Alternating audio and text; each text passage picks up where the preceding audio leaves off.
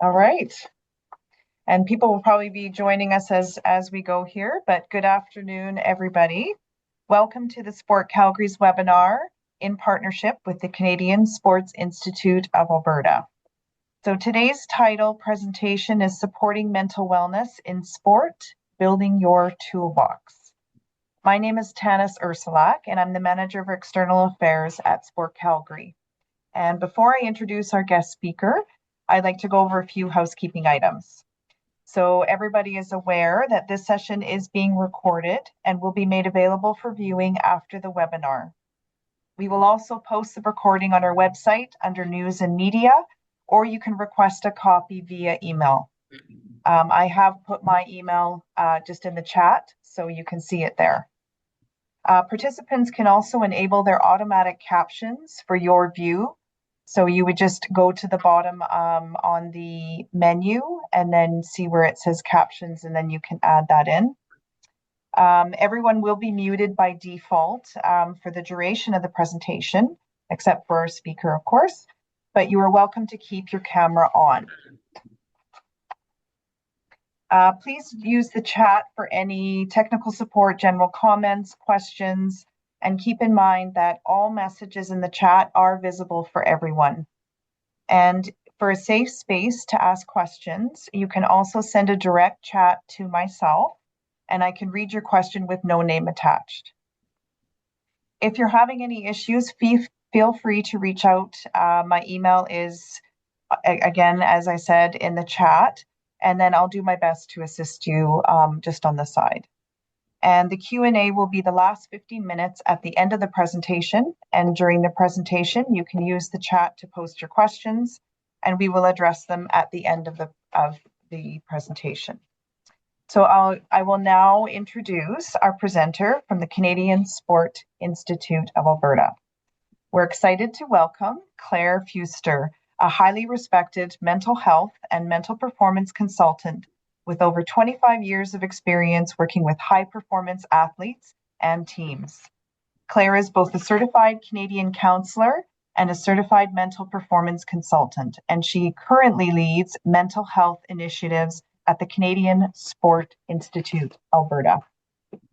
Her work has spanned major events like the Olympics, World Championships, and Canada Games, as well as supporting student athletes through roles at Mount Royal University and the National Sports School. Claire is known for her compassionate, client-centered approach, blending clinical care with performance psychology to help people thrive. She also runs a private practice in Calgary and brings personal insight as a parent of two competitive athletes. We're thrilled to have her here today to share her expertise on mental health in sport. Welcome, Claire Fuster. Wow, that sounds so nice. Thank you so much for having me here. Thanks, Tanis. And thank you for bringing all of us together today. I think it's such an important topic. Obviously, I spend a lot of my time in this space. I started out as purely working in the mental performance space, and then quickly realized where my role, in my early career, went to a games and was working with high performance athletes, and found out very quickly that I needed to expand some of my knowledge to help support athletes in the mental health space. And over this time, in my experience in sport and over these 25 years, there's been so much movement in the area of mental health and sport, which is exciting. Sometimes I still feel like it's a slow crawl, but here we are today to talk about it. So this is really great. So I do want to thank Sport Calgary as well for having us today, the Canadian Sport Institute Alberta, where I do some of my work, and also Game Plan and acknowledging Game Plan, because Game Plan has quite extensive work in the area of mental health. And so I do work with the Game Plan and with athletes, and some of this webinar has been brought over from some of the presentations we've done in the past with Game Plan. So I think it's also really important to acknowledge where I come from as well. So this is a picture of very close to my house here in Calgary. And before we dive in, I just want to share my gratitude for the land and beautiful place I live. This image is, if anyone's been there, if you're in from Calgary, it's Beaumont Park. And so it's not far from my house. And as I was looking at this picture, I realized like I get to paddle, I get to bike, walk, and of course, sometimes just sit quietly and enjoy as some of my own mental health strategy, just to sort of listen to nature. And we're here on the home of Blackfoot Confederacy, Stoney Nakoda, and Tsuut'ina Nation, and Métis District 5 and 7. So maybe just take a moment in the chat if you want to share where you're coming from today. I know that this could be individuals from across the province. You could be coming from Calgary. Who knows who got this? So you could be coming from anywhere. It would be lovely to see that. Also recognizing that the conversation that we're going to have today is going to be interactive. So please, if you can, join the chat it's going to be interactive through the chat. I'm going to be asking you to put some things in there if possible. And also, I guess I kind of have hopes of this session. Hopes that, one, there's going to be some new information for you, or it might spark an interest for you to be like, what can I do in this space? Where can I sort of see myself, or if I'm a coach, an athlete, administrator, sport leader, maybe it'll give you a place to explore some new things, or it might validate some of the great things you're already doing as coaches, leaders, athletes in the space. So all of those things are possible today. So let's just see where we go. I also want to just make sure that we are talking about mental health. Sometimes that can be challenging. We are not doing a really, really deep dive. It's kind of some surface conversations, but I recognize that everybody's coming from a different place. So do want to acknowledge a safe space. So come with curiosity, some compassion, and some care for yourself and for each other. At the end of the session, there will be some resources for you. I will stay on if there's anyone who needs to connect after, if that's something. But also think about who your resources are, so that if there is something that is triggering for you, that you have the option to go and connect with them. So it is not,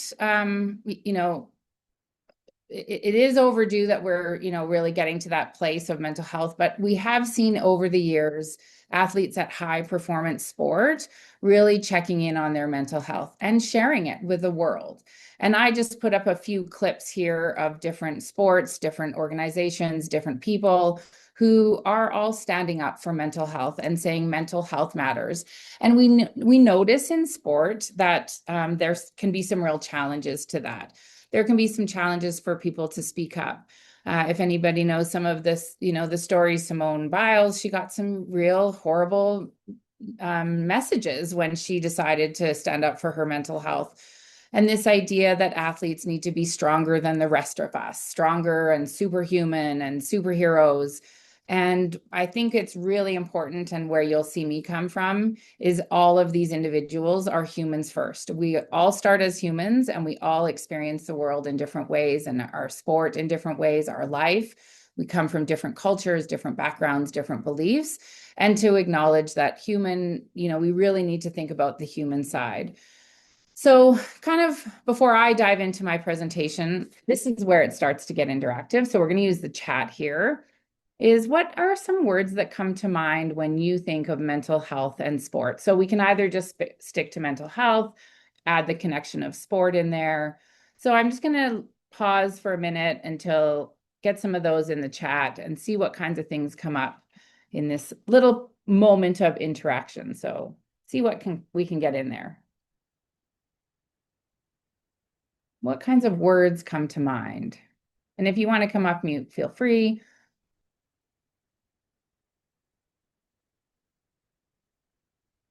So we're starting to see some of the chat going, which is great. So we start to see some stigma. Anxious players, and maybe that's from their sport, maybe it's from things that are outside.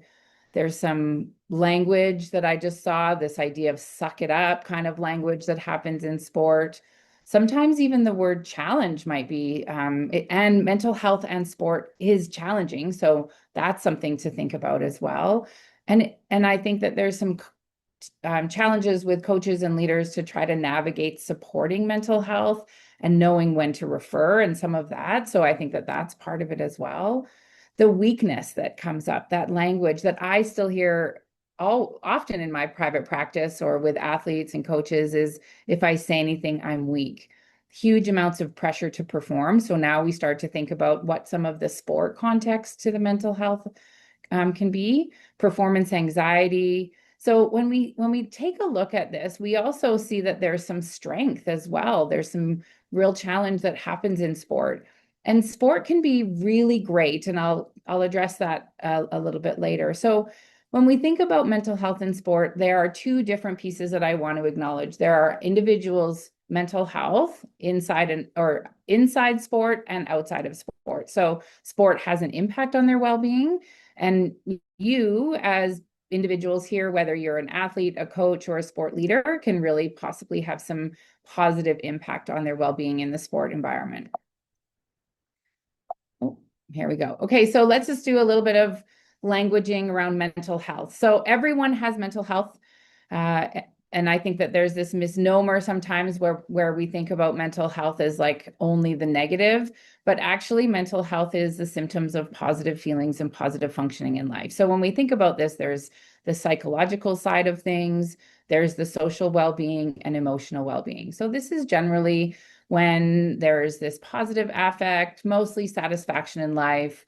We feel like we have acceptance, autonomy, great relationships, growth, we have a purpose, and we also are contributing to our community, whatever community that might be. So when we take a look at this, we also then start to look at a continuum. And this is where I think it's really important to recognize that everybody sits somewhere on the continuum on any given day, and it comes and goes. And I'll show you how this kind of works. So when we look at the healthy side, so if we're looking over here on the healthy side on the green, these are our normal fluctuations in mood, our normal sleep patterns. Generally, we're filled with energy. We generally have consistent performances. If we think about some of what that behavior might look like, we're showing up, we're coming to training.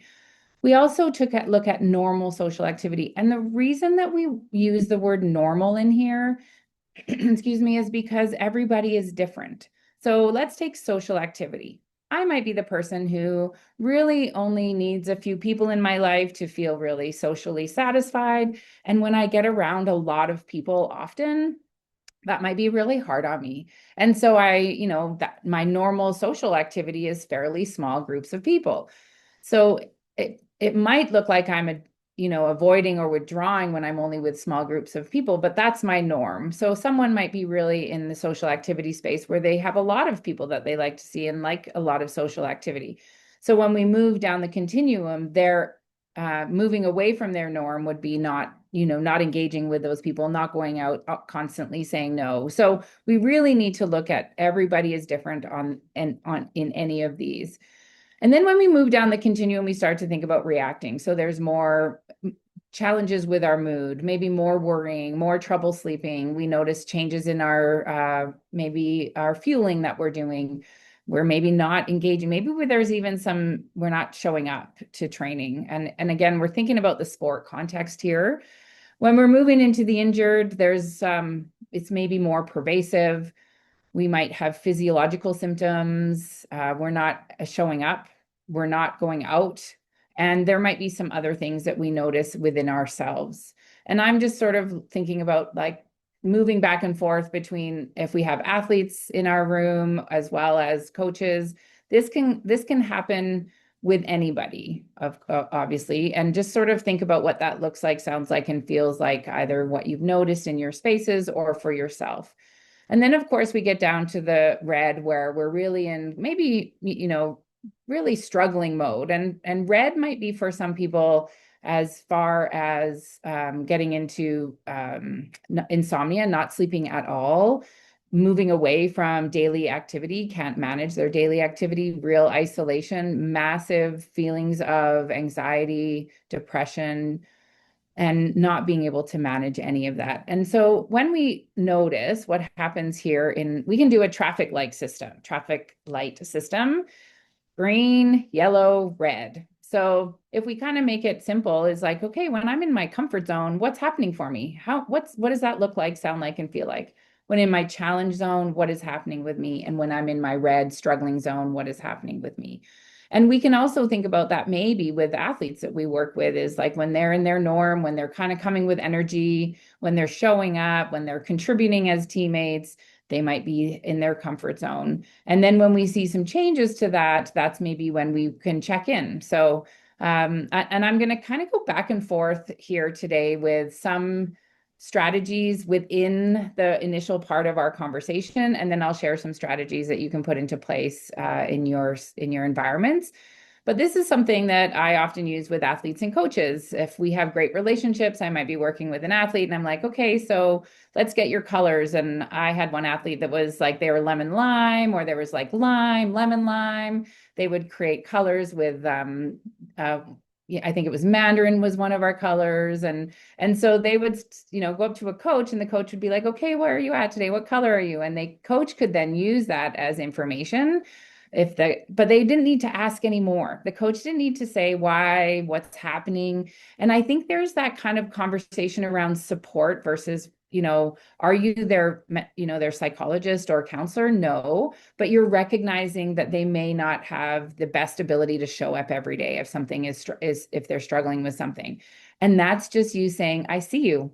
I notice, or you've told me that you're in your Mandarin phase. And so right now, how can you show up today at training? What can I ask of you? And that really opens up a dialogue for the athlete to say, I really want you to push me, but I might need to step away. Awesome. Okay, great. Let's do that. See where we go, instead of just expecting that everybody is going to come always in their green. So that's something we can do.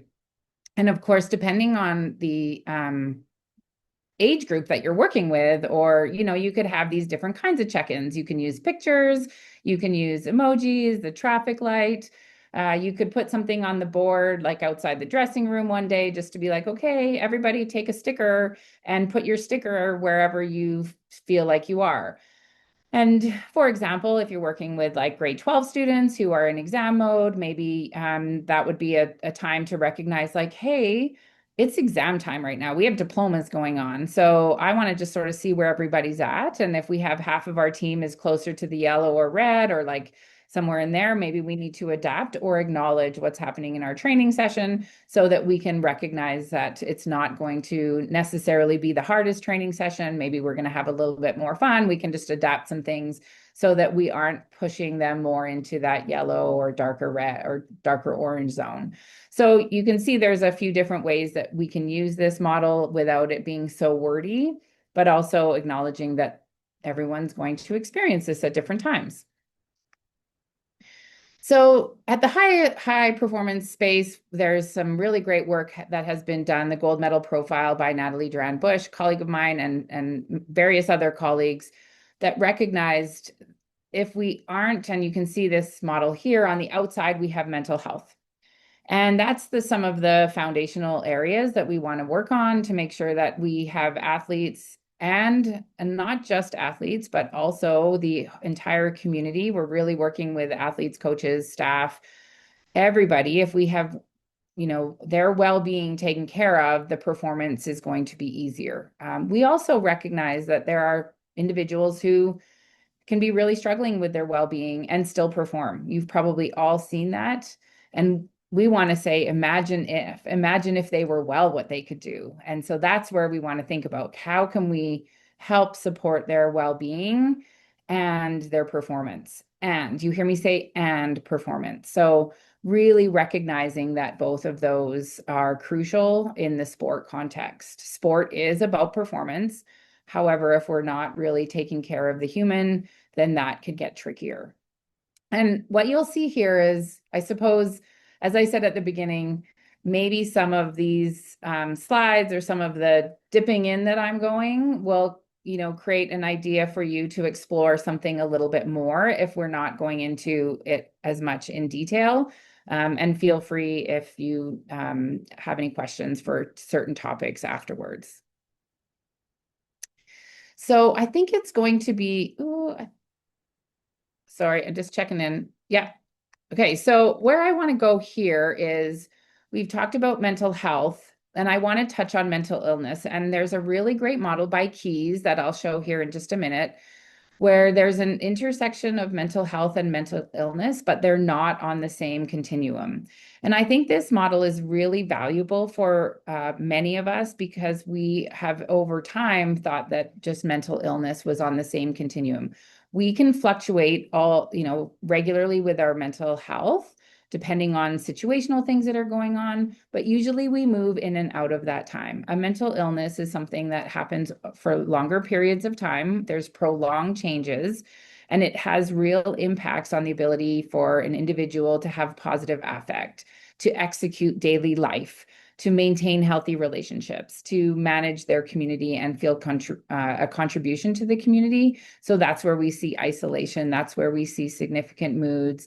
And this is a diagnosed illness. So over 2 weeks, prolonged time. So we really want to think about these on two different axes, and we'll see how this goes on an axis basis in just a minute. So I pulled out some definitions just so that we could put them in here. And I want to just explain mental health, the state of well-being, aware of abilities, can cope with stressors, can work productively and contribute to community, has resilient skills and strategies to manage challenging times. And remember, that can fluctuate over time. We all are having those times where we're particularly stressed at work, and then we get some relief and some time off, and then we can recoup and we can get back to a little bit of a homeostasis or a well-being state. Mental illness, on the other side, is medically diagnosed, and it's significant impairment of the functioning of general life being and the things that we talked about in terms of wellness. So where this looks on a axis, I think, is probably where we're really going to see some light bulbs go off. And this was for me really valuable when I started working in this space, is recognizing we have this up and down continuum of mental health. So we definitely heard some of this language through COVID where people were languishing. So it wasn't that they had any severe or a mental illness or diagnosed mental illness, but we just weren't feeling great. We just were kind of blah, meh kind of feeling. On the opposite of that is the flourishing, and that's where we would see optimal functioning and performance. And so when we think about that axis, I think it's really important to then look at the mental illness axis. Okay, so then we can also recognize that on that mental illness axis, we might go from over here, the right side, to from no symptoms of mental illness, even if it's someone is diagnosed, that they are very few symptoms because they are managing them well, and they are getting maybe treated, they're getting support for that, and they can still be up here in flourishing, right? So I think that's really important to recognize. We can have good mental health even with a mental illness. And so we really want to recognize that those are on two different axes. So we notice if someone might not be managing their mental illness well, that they might be here in poor mental health as well. Okay, so this dual continuum model, mental health and mental illness, is by Keys. Great model to recognize that we have two different axes, and most of us will sit in the mental health, going up and down in here somewhere, and a population of us, 25 or so percent, are diagnosed with a mental illness as well, and they will be fitting on that. So we really need to consider what that looks like, and also some of our language that we're using around mental health and some of the diagnoses that we use. So there we go. So again, we're going to just do a little chat. I'm going to add to it. But when mental health is going well, as coaches, athletes, sport leaders, parents, whoever's on the call here today, what might we notice? What might we notice in the sport environment? What might we notice about the athletes, maybe even about ourselves? Put that in the chat. I won't leave you hanging too long. What might we notice about our athletes?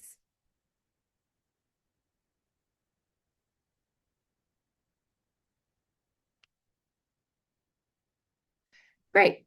So athletes will show up. They might have a smile on their face. They might show up with energy. They might show up, right? So that would be another one. They're showing up. They're coming to training sessions. They have maybe contributing to their teammates. When we see it going well, we see improvements of performance. We can see confidence. We notice their ability to focus, possibly. We notice maybe they even talk about things. They have positive language. They're engaging with the team. You are noticing some of these things in sport because this is where you're seeing them. And then we recognize maybe when things are not going so well. We also recognize that they might be fueling. They're connecting with their family and friends. They go up to parents after games and have a chat. Now, just because these are on here doesn't necessarily mean if someone's not doing that, they're not doing well. And I'm going to give an example of connecting with friends and family. I just said after a practice or a game, they might go to parents. Well, they might not want to talk to their parents, and it doesn't mean that they're not doing well. It's just that that's the plan they have with their parents, is that they come out of the game and they may not have some of that conversation. Parents are just like, hey, I'll let you go and do your thing. The other thing that I notice when I do this with athletes is sometimes they say, well, some athlete would say, well, my room is clean when I'm well. And I would say, absolutely, if that's your norm. Some would say, I'm really well and I have a really messy room, and that's okay too. So I think it's really important to recognize the norm, okay? And that's why I keep saying that. So I don't want to suggest like some people have a difficult time focusing, but they might be really healthy in their mental state. So just recognizing norms. And then we go, of course, to what might we notice when things are not going so well. And in sport, we might notice a decrease in performance. We might notice athletes losing confidence. They might have a more difficult time focusing. Again, norms, change in their emotional expression, whereas often they're maybe vibrant and energetic and happy. They might not be expressing that. Changes with sleep, mood swings, maybe more worrying. Maybe they're not coming to workouts, or you're hearing them skipping school. Again, norms. Withdrawal, maybe they're not taking care of themselves. There's some low energy or the body language that we might see. So these are just some things that we might notice as we are moving, if an athlete is maybe moving down that continuum of not so well. So then the question is, where is the sport context? Well, this is not going to be a surprise for anybody here, but sport, we all know that sport can be so great. We know that that can increase self-awareness. And again, if you're if you're in the coaching space, sport leader space, even athlete space, these are all things that you can support in the sport environment. Communication, responsibility. We know that it builds positive relationships. We know that it can be really great in managing disappointments if we are taught how to do that. We know that it can be great for team dynamics, building healthy bodies and minds, self-regulation. We know that sport can be great. We also are very well aware that sport could look like some of this. There's demands of sport from parents, coaches, themselves, and then managing the disappointments and successes, the demands of academic requirements, if they're student athletes, and maybe even in, and I should say like differentiating like student athletes at maybe a college level versus even high school, trying to getting into university. Huge amounts of comparison. Social media has done not a great job of that with us, and then it's what we feed ourselves. This incredible pressure to perform, trying to be perfect in all areas of life. Social challenges. You know, I notice even as I talk about some of these, I'm like, oh, I'm so excited on the first slide. And then my demeanor goes like, family and relational issues come in. Social media, body image issues are something that we notice in sport as well. Outside of sport, I mean, I'm just really coming back to that sport context. And this one, interestingly, feeling busy all the time, having no downtime. And probably some of you who are working in spaces with adolescent athletes who are trying to do numerous sports might find this. I know that was something that I found with my children is, you know, wanting to participate in all of these different areas. And I had to be the navigator of time and what could happen, whether they liked me or not for doing some of that. We know that recovery is important. And then maybe the use of substances that ease the feeling of stress can start to happen as well. So when we look at this part of sport, we have roles to play, and we can do some work in the sport context to possibly shift some of that. So For the next little bit, I want to talk a little bit about what your role can be and try to think about what strategies that you can have in this space. So, the very first thing, and I kind of separate it into coaches and athletes, and we'll say coaches or admin could be part of this, is maintaining your own well being, taking care of yourself. So when we think about what that might look like is if we're asking others to take care of themselves, then we need to think about what that looks like to take care of ourselves. So in managing your own stress levels, managing if you're coming into sport context, having a little check-in with yourself to be like, hey, I'm going to go in and coach right now. I just left my stressful job and I want to come in and show up in a certain way. So I'm going to take a little moment of mindfulness, a little possibility, sit back in the car before you get out of the car. I encourage athletes to do this too if they're running from place to place, and just kind of set yourself up to be like, how do I want to show up here right now? What can I do to manage that? Do I need to take a little breath? Do I need to write something in my notebook that says, hey, I need to email this later? Something that we can all do when we're moving into a different space or our sport space. Encourage human first language. Ask the question, how are you today? We might jump into a practice as a coach and just start to say, here's what we're doing in practice today. What if we did something like, hey, let's do a check-in. Everyone give me, a thumbs up to thumbs down to thumbs up. Close your eyes so we can keep it safe space. So you might start to recognize, hey, like I have half the group that's feeling about here today. Okay, well, what am I going to do about that? Can I do anything? Can I manage my practice? Creating psychologically safe environments that promote resilience. Now, again, as I said, I'm going to dip my toes and dip your toes into different conversations. Psychological safety has become very kind of a hot topic. And Mustafa Sarkar is one of the individuals, experts that I look to whenever I want to have this conversation with coaches. So I encourage you to take a look at this, the promotion of resilience within these safe environments. Now, how, and this is some of the conversation that we're having with coaches, athletes, administrators, even athletes. How do we focus on human first while still challenging and pushing? And we can do that by creating a facilitative environment with the appropriate amounts of challenge with the appropriate amounts of support. So thinking about what that looks like in our spaces.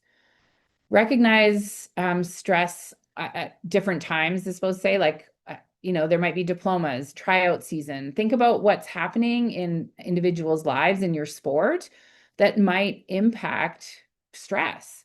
And so recognizing like, hey, it is diploma time, or hey, athletes, you're heading into tryouts. Why don't we do some work around managing tryout stress? Why don't we talk about that before we go into it? Maybe you're part of a club team, or you're part of a coaching that's doing some coaching with athletes that are about to go into tryouts. Maybe you're a parent, maybe you're an athlete in this space, but just recognizing that there are some more stressful times than others. Maybe highly competitive season is also possibly a stressful time. I know I work with athletes in the dance community, and of course the dance community have sort of March through May, competitive season. So we're managing and navigating the stress, school, and trying to get some recovery in there as well. So just thinking about what that could look like in your spaces. Focusing on individual performance and improvements rather than comparison. So sitting down and having individual conversations when possible with your athletes and saying, hey, I notice you are doing this better. That's fantastic. Great stuff. Rather than comparing to another athlete on the team who is doing something. So really trying to check in on their own individual performances and where they're hoping to go and their own individual goals rather than that comparison. So we want to recognize some of the challenges and mitigate impact. So again, we're trying to create this safe space, inclusion. We want to challenge, keep them, pushing into uncomfortable, but sometimes we want them really comfortable and having a great time.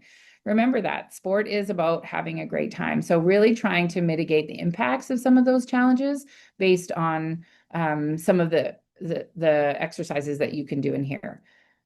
I would say that coaches in general that I have worked with are challenged with celebrating wins. And I'm talking like the small wins, not the outcome wins, but the small wins. So maybe in your practice, every Thursday, we have wins of the week or we have lessons learned. And sometimes wins are lessons. Sometimes they're like, oh, what did I do? Or maybe it's a gratitude moment where you're like, hey, shout out to a teammate.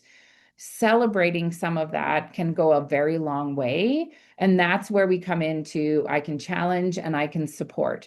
Because there might be a practice where you say, okay, everybody, what was really challenging today? And that's okay to talk about, as long as we are also celebrating some of those wins. Self compassion. Self compassion is a really interesting conversation in sport. I've worked with athletes who really, and we all will probably struggle with self compassion. We think about self compassion as soft. If I give in to my hardness, maybe I won't achieve what I want. And I've had numerous athletes, when introducing the conversation of self compassion, actually burst out into tears with the fear of, well, I've gotten to where I am because I've what I've done so far in the world. I've been so hard on myself, and look at how successful I am.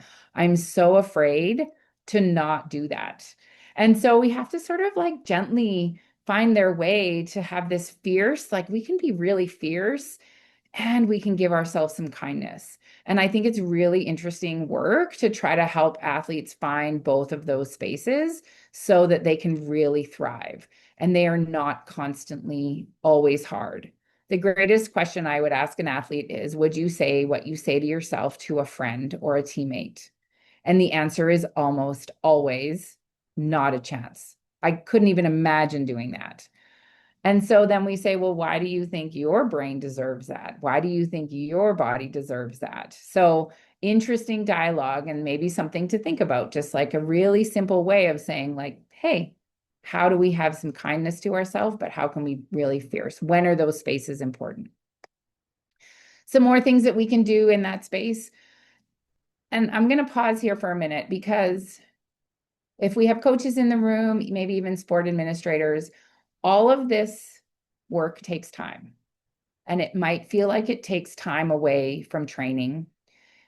It might feel like it takes time away from practices. What we want to sort of navigate is, can we take 5 minutes out of a practice? What would celebrating gratitudes, proud moments do versus 5 more minutes in practice? So I think it's up for the coaches to sort of navigate that conversation. It's not an everyday thing, but it's recognizing we're humans first.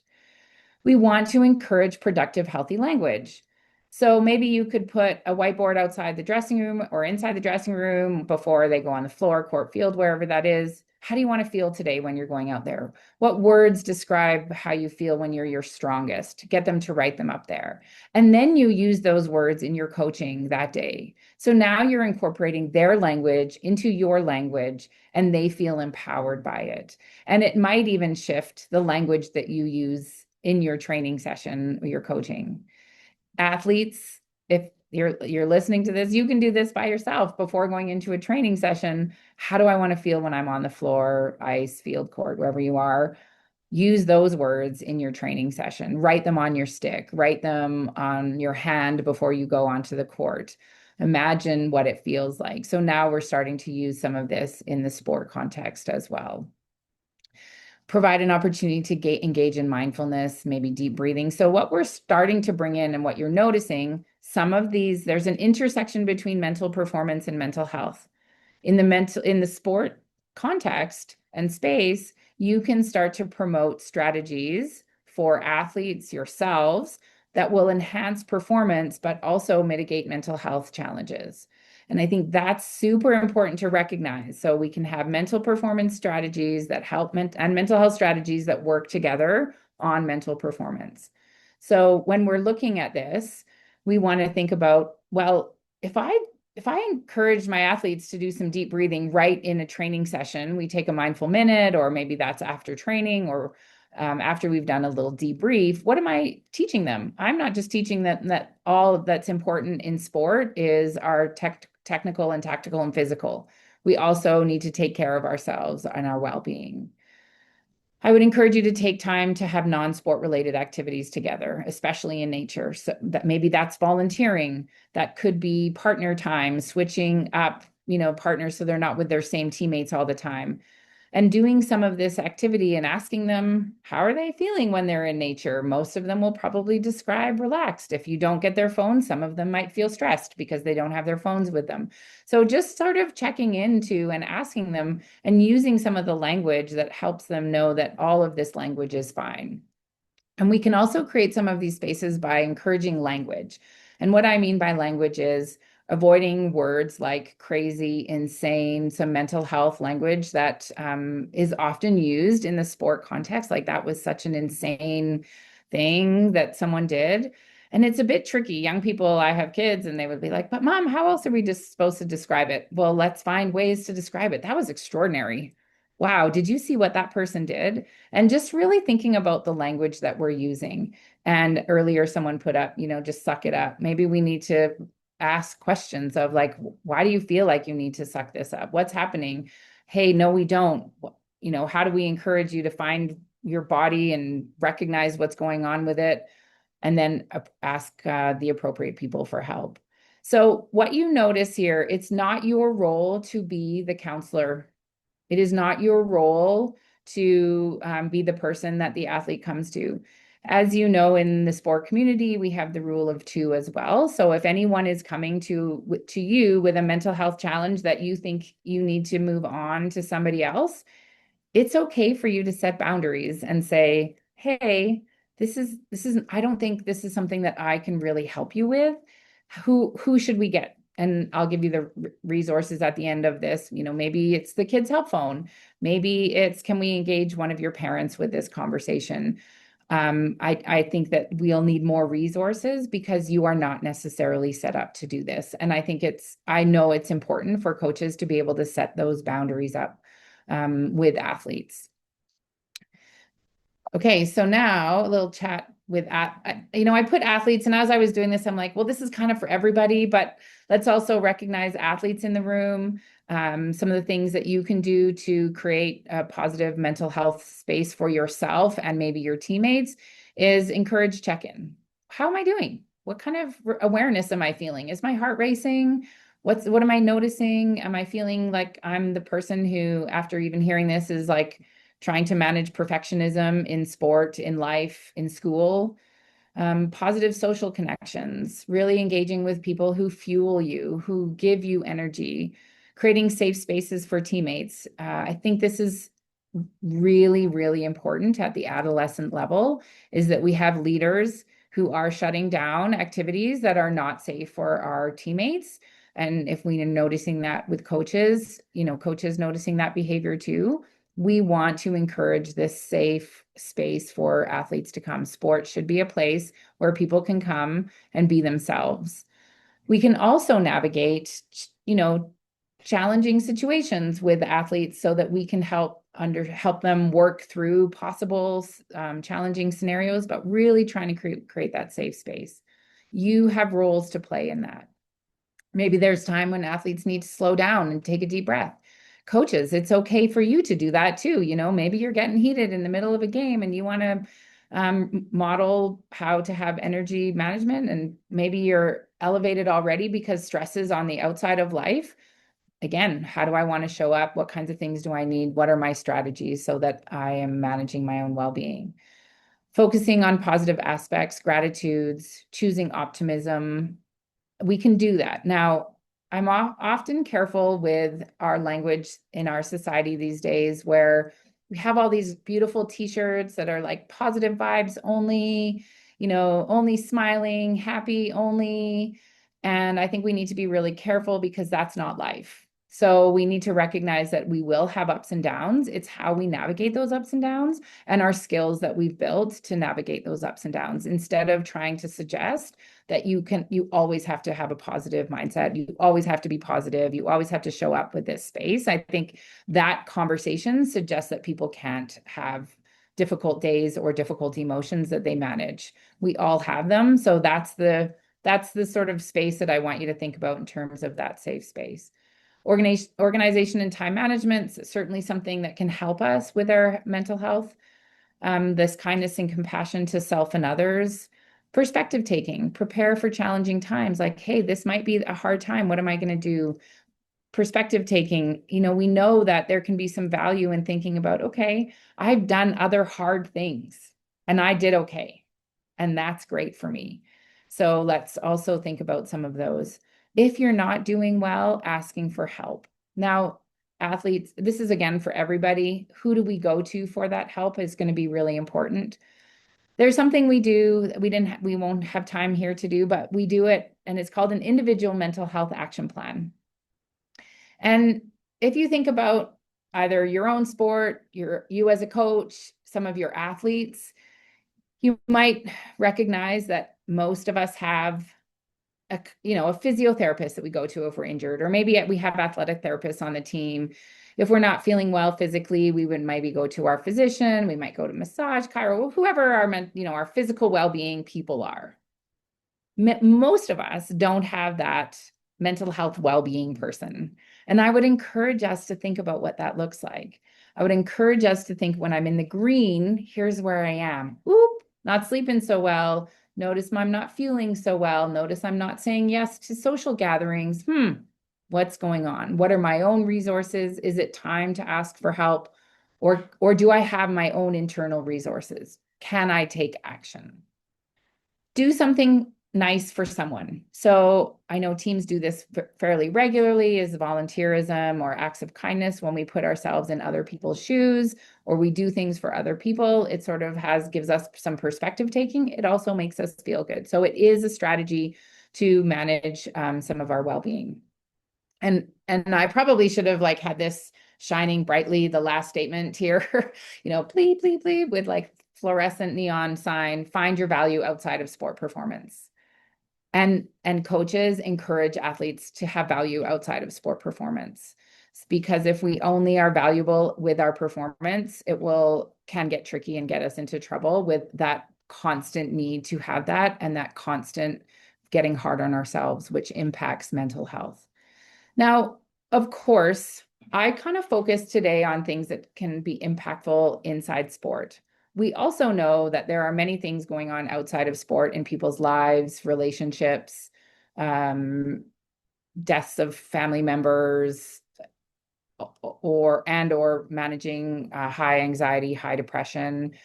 All of those things can be happening outside of sport. What we want to try to do is try to mitigate what we can when we have that sport context, because that's where we have more control, more management of that. So that's where you'll see that navigation and conversation mostly today.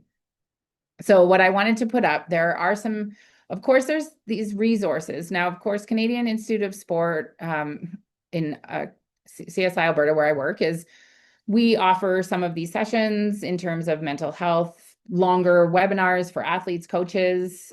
So there's resources there. Game Plan also has a great website with mental health resources that anyone can take a look at. And the Coaching Association of Canada has some really great longer webinars around mental health as well. So just if those are some things you want to sort of lean into. There's also the Canadian Centre for Mental Health and Sport. Of course, all of these resources are resources that you could lean into if you needed any of these, or your athletes, or if you are an athlete, to check out as well. So I think I made it pretty close. I gave you kind of an overview of things. Of course, I could have done a much deeper dive, but hopefully, like I said, you either got some new ideas, you were able to think about maybe what you wanted to incorporate, maybe what you're already doing really well. And yeah, let's go to the question time. Perfect. Thank you, Claire. That was fantastic. So there was a question that came from one of the registrants when they registered. And the question is, how can coaches and sport orgs navigate the line between supporting mental health and knowing when to refer to a registered psychologist? Yeah, let's talk about for sure coaches first, who are kind of let me just stop sharing here. you're kind of in the front lines of what's happening. You see the athletes, you see other coaches, whatever's going on. And I think part of it is comfort level.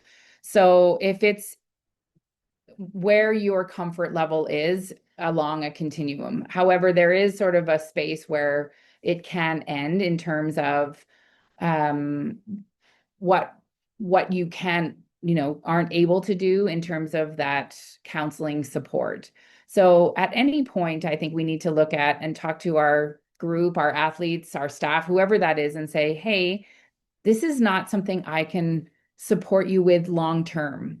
I can be your support person here and I can make this space a positive space. And I want you to feel like you can come to me to talk about things.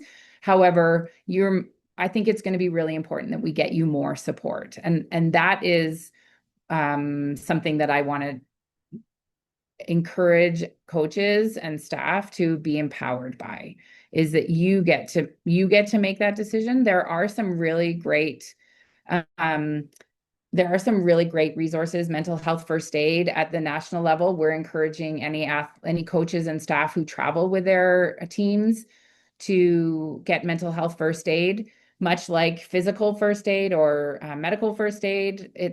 It allows people to sort of have that first line of, what do I do if someone comes to me either in a crisis?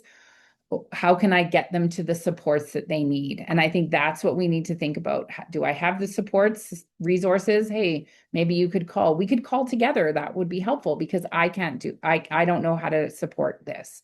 That is not my role. And it's okay for you to have those roles and have those boundaries. So that's certainly in the space of like an athlete coach possible relationship. I think that was the first part of the question. And then navigating with, I think it was national or sport organizations, not national necessarily, but sport organizations. How do we navigate that? I think it's empowering the coaches to have those dialogues, and also possibly putting in your budget to have mental health sessions for your coaches, if you can do that. And it will give them more resources and more confidence to talk about mental health, more confidence to know where that boundary is. Ooh, that's past my, like that, we're moving past what I can do. Of course, when we think of duty of care, if there's anyone who's in harm's way, talking about being in harm's way, then we need to report it appropriately to respective organizations. So I think those kinds of things are the obvious ones. It's more maybe feeling like there's gray spaces in there. Hope that answered the question, but feel free to jump in if there's more. Perfect. There was another question, Claire. Sure. For reserved athletes, how do they get coaches to understand and help break communication barriers? Awesome. So I think this, when we talked about norms, you know, I I imagine this is coming from an athlete, but let's sort of talk about it from both perspectives. So if we're on the coaching side first, trying to get to know our athletes and the best way that we can communicate, and again creating some of that safe space. So for example, you wouldn't necessarily want to engage in a conversation with an athlete who is maybe on the more quieter side, doesn't necessarily want to share things in groups in front of a big group. So you might choose to acknowledge that we're going to do small groups, or we're going to do one-on-ones for these conversations, so that it isn't big group. Or if there is a big group conversation and the athlete hasn't shared, maybe there's a way to have that one-on-one with that athlete, just to check in with them. And the communication barriers might come from some of that power dynamic, what an athlete can share, wants to share as well. And so just acknowledging that, I think, can be really valuable for coaches and athletes, depending on what that looks like. So, and then from athletes' perspective, maybe, again, this is probably harder for the athlete, is can there be some way of communicating with the coaches? Hey, coaches, this is the best way I find most comfortable. I'll probably be able to share the most if we communicate like this.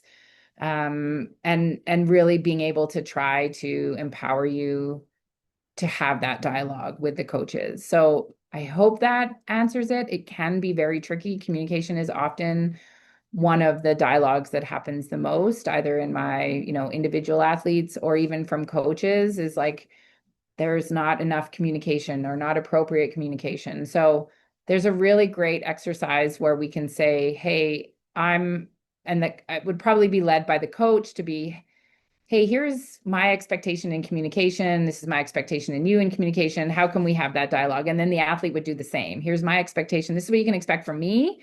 I'm a really quiet person. So I'm not probably speaking up in group meetings, but don't hold that against me. I have lots to say. It's just not going to be in a group meeting. Maybe I could write it down. So, really trying to share where you're coming from. And earlier in the presentation, I talked about norms. So remember what your norms are and trying to get the coaches to understand your norms so that we can recognize when those norms are changing. Hope I answered that. I hope Okay. there's questions. Come off mute. Say hello. Yeah. Anyone who wants to go off mute, or if they need to put their hand up or just add it into the chat, feel free. I know just even for myself as a parent of athletes, this is just one question I can ask that might pertain to what other people might be feeling. But if you could give us sort of this one small change that a coach or a parent could make tomorrow to better support mental wellness in their athlete's life, what would that be? Okay. I'm going to just think about how I to, know there could be a lot, and we yeah. did go over a lot of stuff, but Well, okay. So I'm going to talk about a couple things. As parents in the sport context, let's just enjoy watching our kids play and let's tell them that. I like that. So they have enough of their own pressures, coach pressures, team pressures, whatever it might be, letting them, you're their safe space. They can come and say nothing, say anything, and you can just say, I just love watching you play. We don't have to answer any questions. You don't have to ask any questions. Just like, let's just enjoy the ride home or not, but just like be present with them. For coaches, I think acknowledging the conversation of mental health. I don't think it needs to be massive. It doesn't need to be, weekly presentations on mental health, just acknowledging that mental health impacts life, it impacts sport, and it impacts all of us. And so what that looks like in a household might be, oh yeah, do you hear the story of this? This is like, hey, an athlete's talking about mental health. That's really impactful. Maybe you can listen to it or we can talk about it as coaches. If there is some, again, like I said, maybe it's just putting a little emoji picture outside and everybody puts a tick on when they walk into the dressing room, where they're at. So we're just acknowledging it. We don't have to do a huge amount with it. We're just saying like, hey, we're acknowledging that well-being and mental health is part of our lives. And it's okay. The classic statement, it's okay not to be okay. Today, it's okay not to be okay in my space. And we will manage and help you and support you in that space today. So I think that's maybe one little thing that we could do. Perfect. That's great. I love that. All right. I don't see any more questions in the chat right now. Again, if you want to go off mute. Oh, any suggestions? Oh, yeah, this is like I'll touch on this. I know this is challenging because you're a parent and a coach all at the same time. And I, I think we can acknowledge that we have two different hats. And you might even share that with your child and be like, okay, when I'm with the team, I've got my coach hat on. And then when we get in the car, I got my parent hat on. And you might need to actually like switch hats if you have to, depending on the age of your kid, and be like, okay, parent hat. Yeah, that was fun to watch you play out there. Period. Coach hat goes on. You're with the team or you're, chatting with the athletes and you're not, every kid gets a little chat with the coach. You also get a chat with the coach, right? So that might be kind of depending on the age group, like literally switching hats and acknowledging with your young person about those hats so that they can manage some of that as well. I hope that helped. Great question. Thanks, Tina. That happens a lot in sport, isn't it? Yeah. All right. Well, I guess one more final question. What gives you hope right now when it comes to mental wellness in the sport community? Well, it does give me hope how much work we're doing. I know we are doing it at the high performance level a lot, and I do see it trickling down now. So sessions like this, We know that there is more work being done at the younger levels, at the more grassroots levels, just to start some of these conversations. So I do see that there's hope. I see hope that there's safer spaces for everybody, inclusive environments where we can, where you can. Let's keep working on it, and keep rooting for each other, and keep talking about well-being. The other thing that is encouraging is, I said there was a mental intersection between mental performance and mental health. It's probably one of the areas that most coaches add last to their curriculum. If you can add any of these to your curriculum, I see hope in what we're doing with young people as well, and giving them that space to build their skills. So keep building them. Thanks. Fantastic. Thanks for Well, joining, everybody. thank you so much, Claire. Really appreciate it. Thank you, everyone.